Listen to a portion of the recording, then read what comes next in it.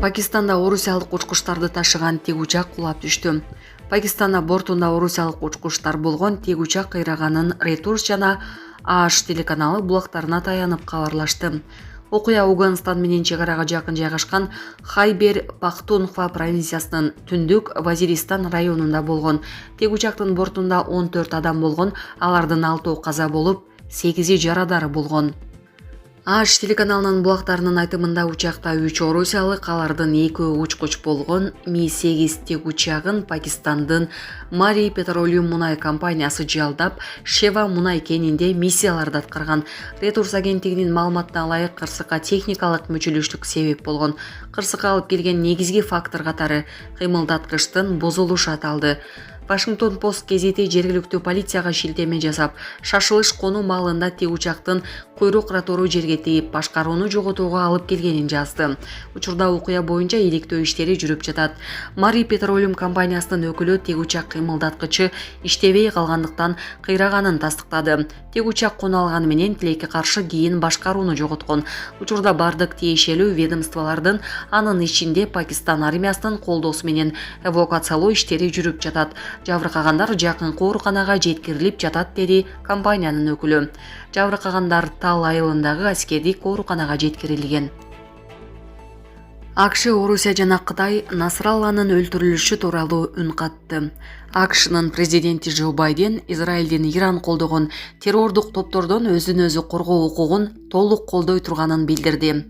Байден Насралла жана анын тобу 40 жылдык террордук аракеттер учурунда жүздөгөн америкалыктардын өлүмүнө жоопту деп баса белгиледи. Ал ошондой эле Кошмо Штаттар Газа жана Ливандагы жаңжалдарды дипломатиялык жол менен жөнгө салууга умтулуп жатканын айтты. Жыйынтыктап айтканда, биздин максатыбыз Газадагы жана Ливандагы азыркы кагылышуулардын интенсивдүүлүгүн дипломатиялык жол менен азайтуу, деди Байден. Орусиянын тышкы иштер министрлиги Насралланын өлтүрүлүшүн кескин айыптап, муну дагы бир саясий киши өлтүрүү деп атады.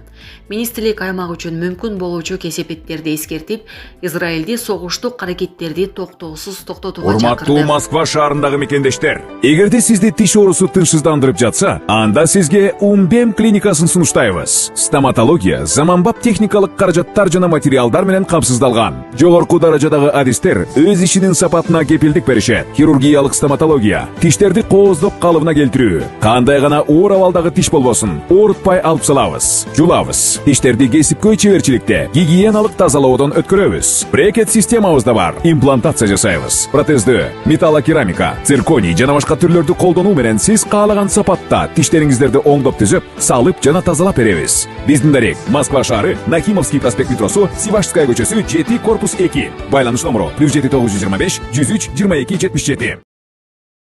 Биз дагы бир жолу Израилди согуштук аракеттерди токтоосуз токтотууга чакырабыз. Бул кан төгүүнү токтотууга жана саясий дипломатиялык жол менен жөнгө салууга шарт түзүүгө мүмкүндүк берет деп белгиледи Орусиянын тышкы иштер министрлиги. Кытайдын тышкы иштер министри Ван Yi Бонун башкы ассамблеясында сөз сүйлөп жатып, жаңжалдын күчөшүн кыйыр түрдө айыптап, бирок Израилди түз айткан жок. Ливанда согуш кайрадан башталды, бирок күч адилеттүүлүктү алмаштыра албайт, деди Ванг. Хезболланын лидери Хасан Насралла израилдик күчтөр жүргүзгөн масштабтуу аскердик операциянын натыйжасында каза болгон.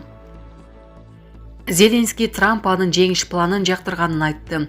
Дональд Трамп АКШдагы президенттик шайлоодо жеңип чыкса, Украинаны колдоого убада кылды.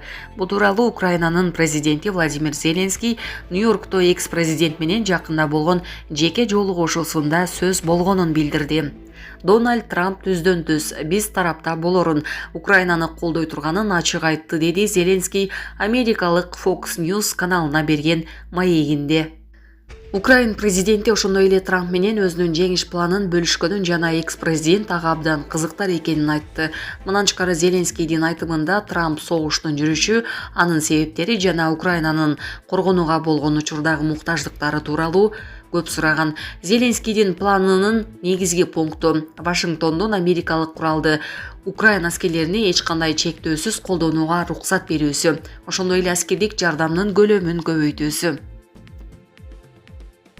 Садыр Жапаров Зардалыга барып, жол салынып, электр жарыгы тартыларын айтты.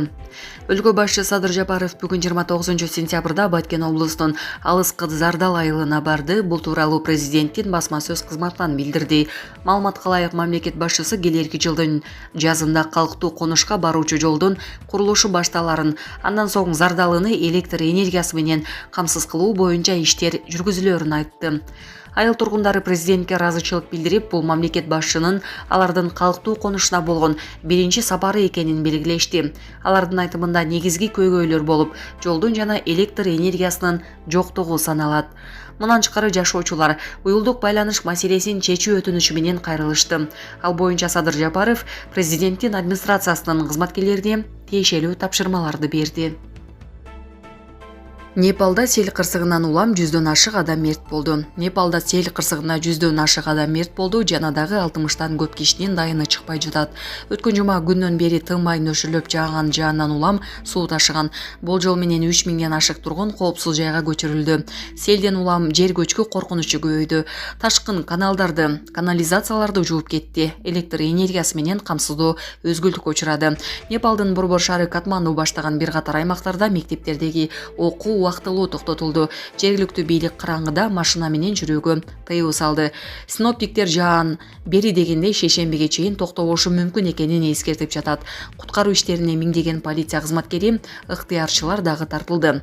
Непалда Муссон маалында жылда сел жана жер көчкү жүрөт, бирок соңку кездери кырсыктын кесепети өсүп баратат. Окумуштуулар муну климаттын өзгөрүшү, дүйнөлүк океан ылдам бууланып, абанын тез нымдашканы, анын негизинде жаан-чачын көбөйгөнү менен байланыштырып келет. Булак Азаттык.